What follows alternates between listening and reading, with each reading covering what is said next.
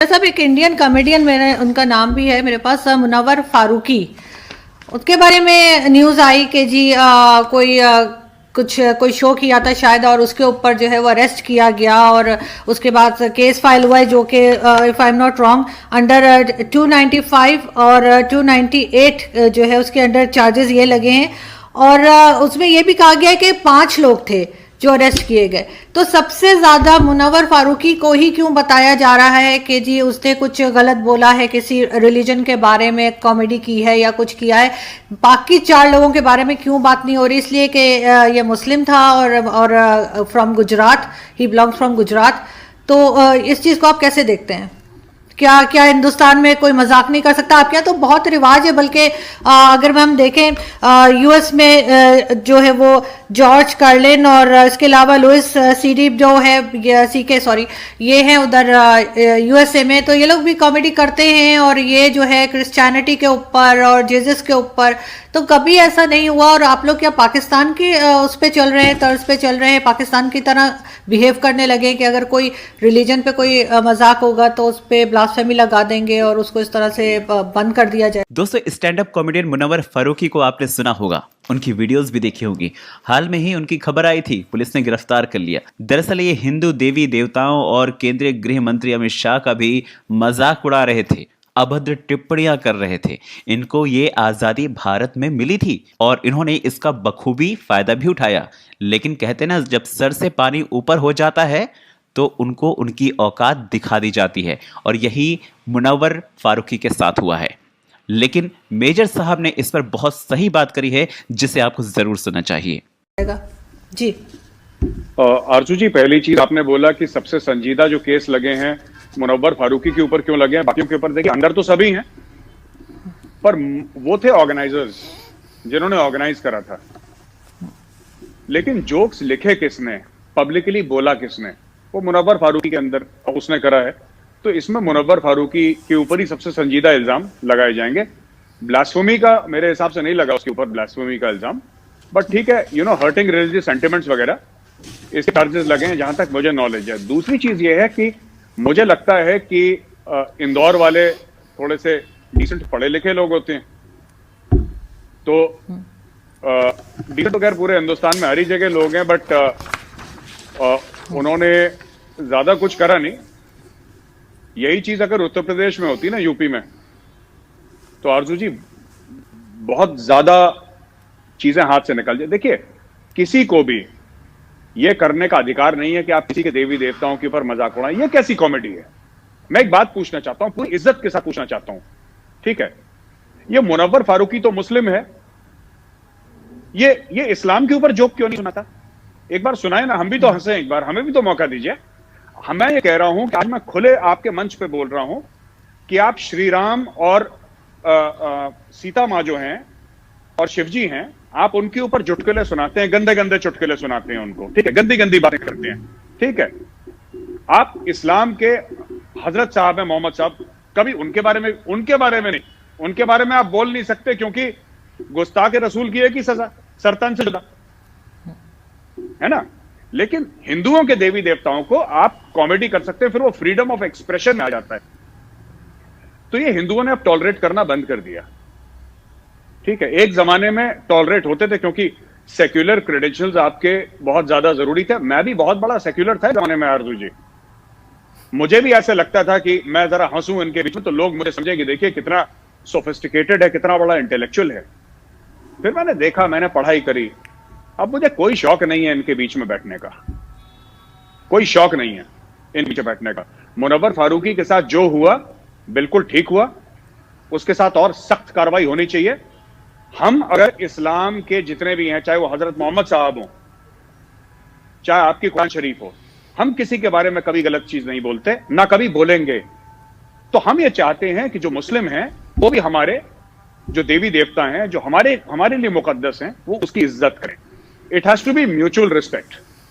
बिल्कुल नहीं, आपकी बात बिल्कुल ठीक है। एक दूसरे के मजहब की और लोगों की इज्जत करनी चाहिए, मैं खुद यही कह रही हूँ कि गलत किया है, लेकिन बात सिर्फ यही है कि बाकी 4 लोगों को उस तरह से क्यों पब्लिसिटी नहीं मिल रही, उस तरह से क्यों मीडिया के सामने बात नहीं हो रही, क्यों? उनके नाम नहीं लिए, उसका रीजन क्योंकि है।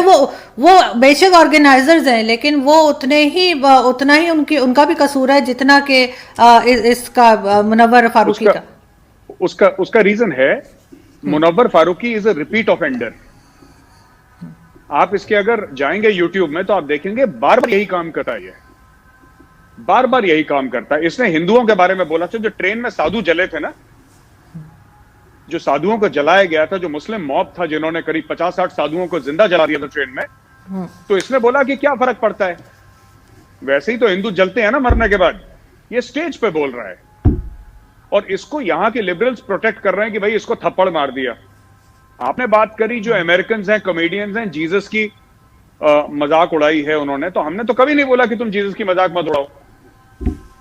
पर हिंदुस्तान में, हिंदुस्तान का नाम भारत है, भरत, राजा भरत के नाम से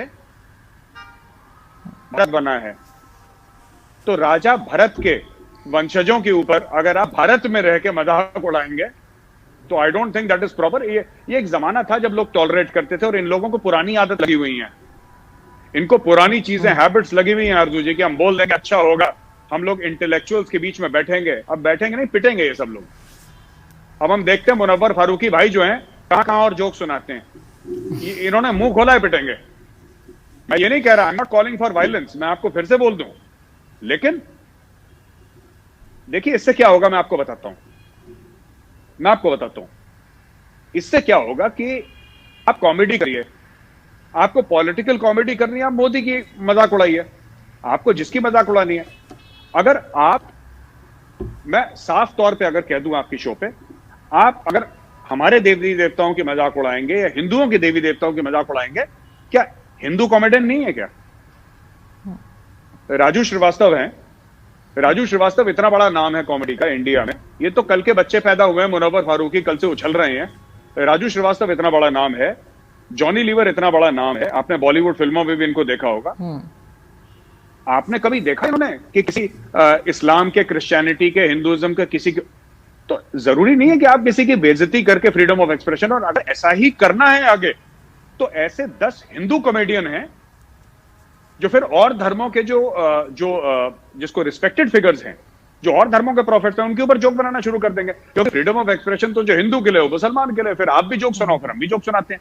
फिर वो सरदम से जुदा वाला मामला नहीं होना चाहिए, फिर इन्हें कि हमारी दिल आजारी हो गई। तो सबकी आरजू जी बराबर की इज्जत होनी चाहिए, सबके बराबर की इज्जत। और वो जो ऑर्गेनाइजर्स हैं वो भी जेल जाएंगे, और ये जो मुनव्वर फारूकी है ये तो रिपीट ऑफेंडर है, कोर्ट ये भी देख रहा है ना, he is a repeat offender. और एक और चीज, हाँ, बड़े चार्ली हेब्डो से इसका बड़ा जोड़ा जा रहा है कि जो हिंदू राइट विंग थे उन्होंने बड़ा बोला था कि साहब ये चार्ली हेब्डो का बड़ा गलत हुआ, और वहां पे जो इस्लामिक रेडिकल्स थे उन्होंने कार्टूनिस्ट को मार दिया।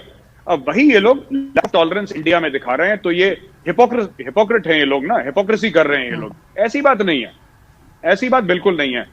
किसी के ऊपर केस करना और उसको कोर्ट ले जाना, ओके, और 12 लोगों का कत्ल करना, इसमें जमीन आसमान का फर्क है। मुझे आपकी बात नहीं पसंद आई, कानून मुझे हक देता है कि मैं आपके ऊपर केस करूं, आपका कानून हक देता है कि आप मेरे ऊपर केस करें, लेकिन आपने एक कार्टून बनाया और मैंने जाके 10 लोगों को, 12 लोगों को किसी तीसरे मुल्क में मार दिया।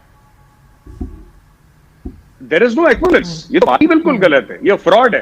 तो इंडिया में है ये लेफ्ट विंग लीनिंग इंटेलेक्चुअल्स जो है, इनका दिमाग थोड़ा सा खराब है, लगेंगे 5-10 साल, इनको भी ठीक करेंगे हम लोग धीरे धीरे, ठोक बजा के इनको। जरा जैसे कलाई वाला बर्तन होता है ना जिसके अंदर कलाई लगाते हैं, डेग होती है, तो वो ठोक बजा के हल्का हल्का सा फिट करेंगे इनको, कर रहे हैं हम धीरे धीरे, इनका दिमाग राइट एंगल में लाएंगे हम लोग। नहीं, बिल्कुल रिलीजन पे तो किसी के भी इस तरह के जोक्स नहीं होने चाहिए। और आपने नाम लिया राजू श्रीवास्तव का, हाँ बिल्कुल, लोग वहाँ यहाँ पे बहुत पसंद करते हैं उनको, उनकी वीडियोस हम लोग देखते हैं यूट्यूब वगैरह पर, और टीवी पर भी कभी कभार वो आते हैं। तो मैंने नहीं सुना कभी उन्होंने किसी रिलीजन के ऊपर कोई उल्टा सीधा जोक मारा हो, ऐसा नहीं होता। लेकिन एक चीज़, शोएब अख्तर की एक स्टेटमेंट आई थी, आपको मालूम होगा कि उन्होंने जी बात की थी गजवाए हिंद की, उस पे कई लोगों ने उनकी बड़ी तारीफ की। वो कभी कहते हैं पुरानी वीडियो है, कभी कहते हैं नई वीडियो है, और बहुत से लोग उनसे नाराज भी हुए। इस चीज को आप कैसे देखते हैं?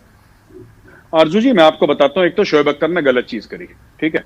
इंडिया में आया, बहुत पैसा मिला, बहुत इज्जत मिली, अब उसको कश्मीर और गजवाए हिंद याद आ गया। अब देखिए, छोटी सी बात मैं आपको बताता हूँ। एक मौलाना साहब है इंडिया के, उन्होंने बोला कि नहीं, इसको इंटरप्रेट गलत करा गया है, कुरान शरीफ में इस तरीके से नहीं लगा था, इसका जो तर्जुमा करा गया है, इसका ट्रांसलेशन करा गया है, या फिर इसका इंटरप्रिटेशन करा गया है, वो गलत। देखिए, आप इंटरप्रिटेशन कैसे भी करें, इससे कोई फर्क नहीं पड़ता।